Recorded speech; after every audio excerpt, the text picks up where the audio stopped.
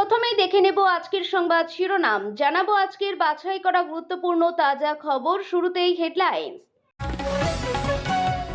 কেউ লড়বেন না, আদালতে তোলা হলেও নির্যাতিতার সহপাঠীর পাশে নেই কোনো আইনজীবী। কেন্দ্রের বঞ্চনা সত্ত্বেও ত্রাণ সাহায্য একাই সামলাচ্ছে রাজ্য, সাধারণ মানুষের কাছে সাহায্যের আর্জি মুখ্যমন্ত্রীর। দুর্গাপুর গণধর্ষণ কাণ্ডে 180 ডিগ্রি মোড়, গ্রেপ্তার হয়েছে নির্যাতিতার বন্ধুও। 12 ঘন্টা ধরে যানজট, জল খাবার ছাড়া জ্যামে আটকে 500 পড়ুয়া। মেট্রো ব্লু লাইনে ফের বিভ্রাট, দমদম থেকে ময়দান পর্যন্ত মেট্রো চলাচল আপাতত বন্ধ। বিস্তারিত খবরে। কেউ লড়বেন না, আদালতে তোলা হলেও নির্যাতিতার সহপাঠীর পাশে নেই কোনো আইনজীবী। দুর্গাপুরের বেসরকারি মেডিকেল কলেজে তরুণী ছাত্রীর গণধর্ষণ কাণ্ডে গ্রেপ্তার সহপাঠীর পক্ষে আদালতে দাঁড়াতে অস্বীকার করলেন স্থানীয় আইনজীবীরা। বুধবার এই অভিযুক্তকে দুর্গাপুর মহকুমা আদালতে পেশ করা হয়। তার আগে এই ঘটনা গ্রেপ্তার হওয়া 5 জনের পক্ষেও সওয়াল করতে অস্বীকার করেছিলেন ওই আদালতের আইনজীবীরা।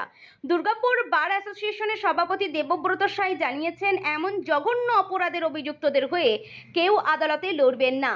10 অক্টোবর রাতে কলেজ চত্বরে দ্বিতীয় বর্ষের এক মেডিকেল ছাত্রীর ধর্ষণের অভিযোগ ওঠে। সিসিটিভি ফুটেজে দেখা যায় রাত 8টা নাগাদ তরুণী কলেজের গেট দিয়ে বের হচ্ছেন। পরে রাত 9টার দিকে এক সহপাঠীর সঙ্গে ফের ক্যাম্পাসে ঢোকেন। ঘটনার পরপরই পুলিশ একে একে 5 জনকে গ্রেপ্তার করে। সহপাঠীকে প্রথমে আটক করে জিজ্ঞাসাবাদ করা হচ্ছিল। মঙ্গলবার নির্যাতিতা ম্যাজিস্ট্রেটের কাছে জবানবন্দি দেন। এরপর পুলিশ ওই সহপাঠীকে নিয়ে ঘটনাস্থলে গিয়ে ঘটনার পুনর্নির্মাণ করে। তারপরেই তাকে গ্রেপ্তার করা হয়। ইতিমধ্যেই 5 জনের ডিএনএ পরীক্ষা হয়ে গিয়েছে। এখন রিপোর্টের অপেক্ষায় তদন্তকারীরা। মঙ্গলবার এই ইস্যুতে সাংবাদিক সম্মেলন করে দুর্গাপুর পুলিশ কমিশনার সুনীল চৌধুরী বলেন, নির্যাতিতার বয়ান অনুযায়ী তাকে একজন ধর্ষণ করেছে, বাকিদের ভূমিকা কি তা খতিয়ে দেখা হচ্ছে। ঘটনাকে কেন্দ্র করে চাঞ্চল্য ছড়িয়ে পড়েছে দুর্গাপুর ও আশেপাশের এলাকায়। ন্যায় বিচারের দাবিতে সরব সাধারণ মানুষ থেকে ছাত্রছাত্রীরাও। এরই মধ্যে এই সহপাঠীকে নিয়ে আরো বড় অভিযোগ উঠছে। সন্দেহ, সহপাঠী যুবক প্রথমে শ্লীলতাহানির চেষ্টা করেছিল নির্যাতিতার, কিন্তু সেই ঘটনা নিজেই বারবার লুকোতে চেয়েছে নির্যাতিতা। ঠিক সেখানেই নতুন সন্দেহ তৈরি হয়েছে পুলিশের কাছে। কেন্দ্রের বঞ্চনা সত্ত্বেও ত্রাণ সাহায্য একাই সামলাচ্ছে রাজ্য, সাধারণ মানুষের কাছে সাহায্যের আর্জি মুখ্যমন্ত্রীর। এত বড় প্রাকৃতিক বিপর্যয় একাই সামলে দিচ্ছে রাজ্য। কেন্দ্রের বঞ্চনা সত্ত্বেও চলছে ত্রাণ ও সাহায্যের কাজ। এবার সাধারণ মানুষকেও এগিয়ে এসে রাজ্যের তহবিলে দান করার আবেদন জানালেন মুখ্যমন্ত্রী মমতা বন্দ্যোপাধ্যায়। বুধবার দার্জিলিংয়ে উত্তরবঙ্গের বিপর্যয় নিয়ে পর্যালোচনা বৈঠক থেকে এই আর্জি জানালেন রাজ্যের প্রশাসনিক প্রধান। তিনি জানান, কোনো নগদ অর্থ নয়, যারা আর্থিক সাহায্য করতে চান তারা সরাসরি অ্যাকাউন্টে টাকা পাঠান। রাজ্যের মন্ত্রী তথা মুখ্যমন্ত্রী সফর সঙ্গী অরূপ বিশ্বাসকে নিয়ে ওই ব্যাংক অ্যাকাউন্টের নম্বর বিস্তারিত জানান মুখ্যমন্ত্রী। একই সঙ্গে জেলা শাসককে নির্দেশ দেন অ্যাকাউন্টের সম্পূর্ণ বিবরণ সবাইকে জানানোর। এ বিষয়ে ফের কেন্দ্রের বিরুদ্ধে তোপ দাগেন মমতা। তিনি স্পষ্ট জানান, রাজ্যের বকেয়া দেয় না কেন্দ্র। 100 দিনের কাজ থেকে শুরু করে আবাস, সড়ক, কোনো টাকা বাংলাতে দেয় না মোদী সরকার। তা সত্ত্বেও রাজ্য সরকার একাই সব সামাল দিচ্ছে। এই পরিস্থিতি সাধারণ মানুষকেও এগিয়ে আসার আহ্বান জানান রাজ্যের প্রশাসনিক প্রধান। দ্বিচারিতার অভিযোগ এনে মমতা বন্দ্যোপাধ্যায় বলেন, আমরা 1 পয়সা পাইনি, তা সত্ত্বেও আমাদের সরকার কিভাবে মানুষকে সাহায্য করেছে সেটা সবাই দেখতে পাচ্ছেন। সাধারণ মানুষের উদ্দেশ্যে মুখ্যমন্ত্রী আবেদন করেন, কেন্দ্র টাকা না দিলেও আমরা আমাদের কাজ করে যাচ্ছি। এক্ষেত্রে যদি কেউ সাহায্য করতে চান, সেই জন্য সরকারের তরফে ডিজাস্টার রিলিফ ফান্ড চালু করা হয়েছে। West Bengal state disaster management অথরিটির নামে এই ফান্ড চালু করা হয়েছে। চাইলে সরাসরি যে কেউ এই ফান্ডে সাহায্য করতে পারেন। দুর্গাপুর গণধর্ষণ কাণ্ডে 180 ডিগ্রি মোড়, গ্রেপ্তার হয়েছে নির্যাতিতার বন্ধুও। তার বিরুদ্ধে বেশ কিছু প্রমাণ সংগ্রহের পরই মঙ্গলবার নির্যাতিতার সহপাঠীকে গ্রেপ্তার করেছে পুলিশ। সূত্রের খবর, ম্যাজিস্ট্রেটের কাছে নির্যাতিতা অভিযোগ করেন, ঘটনার দিন রাতে ওয়াসিফ আলী নির্যাতিতার সহপাঠী ওই যুবকও তার উপর জোর করার চেষ্টা করেছিল। এই নিয়ে এই মামলায় গ্রেপ্তারির সংখ্যা বেড়ে দাঁড়িয়েছে 6। যদিও পুলিশের দাবি দুর্গাপুরের ঘটনা গণধর্ষণ নয়, এটি ধর্ষণ একজনেরই কাজ। ওদিকে নির্যাতিতার বয়ানে উঠে এসেছে ভয়ঙ্কর তথ্য।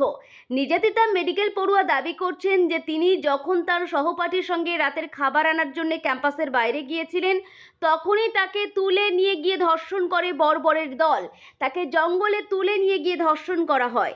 নির্যাতিতা জানিয়েছেন ৩ জন মিলে তাকে ও তার বন্ধুকে ধাওয়া করে তুলে নিয়ে যায়, জঙ্গলে টেনে নিয়ে যায়, এমনকি চিৎকার করলে আরও পুরুষদের ডেকে আনবেও তারা নির্যাতিতাকে ধর্ষণ করবে বলে হুমকি দেয়। সূত্রের খবর, নির্যাতিতার কথায় আমি আর আমার বন্ধু লক্ষ্য করলাম যে ওরা গাড়ি ছেড়ে আমাদের দিকে আসছে। আমরা জঙ্গলের দিকে দৌড়াতে শুরু করলাম। তারপর ওই ৩ জন আমাদের পেছনে দৌড়াতে দৌড়াতে এসে আমাকে জোর করে ধরে জঙ্গলে টেনে নিয়ে গেল। জঙ্গলের মধ্যে আমাকে জোর করে শুইয়ে দিল। আমি চিৎকার করতে থাকলাম। তখন ওরা বলল, আমি যদি চিৎকার করি, আওয়াজ করি, তাহলে ওরা আরও পুরুষদের ডাকবে আর তারাও একই কাজ করবে, তাই আমাদের এটা করতে দাও। দুর্গাপুরের বেসরকারি মেডিকেল কলেজের পড়ুয়া দ্বিতীয় বর্ষের ওই ছাত্রী ওড়িশার জলেশ্বরের বাসিন্দা। 23 বছর বয়সী ওই মেডিকেল ছাত্রীকে শুক্রবার রাতে কলেজের কাছে একটি জঙ্গলে তুলে নিয়ে গিয়ে ধর্ষণ করা হয় বলে দাবি অভিযোগ। এই ঘটনায় এখনো পর্যন্ত ধৃতদের মধ্যে একজন কলেজের প্রাক্তন নিরাপত্তারক্ষী, অন্যজন একটি হাসপাতালে কর্মরত, একজন স্থানীয় নাগরিক সংস্থার সঙ্গে অস্থায়ী ভিত্তিতে নিযুক্ত, অন্যজন বেকার।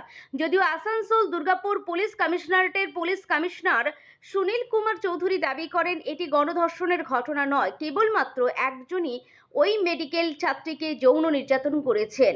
এখন ধৃত নির্যাতিতার সঙ্গে পুলিশের কাছে কি কি স্বীকারোক্তি দেন তার উপর অনেকখানি নির্ভর করছে এই মামলার তদন্ত প্রক্রিয়া। 12 ঘন্টা ধরে যানজট, জল খাবার ছাড়া জ্যামে আটকে 500 পড়ুয়া। আহমেদাবাদ জাতীয় সড়কে প্রবল যানজট। 12 ঘন্টা ধরে আটকে 500 পড়ুয়া। মঙ্গলবার বিকাল 5:30 থেকে বুধবার ভোর পর্যন্ত চলে এই যানজট।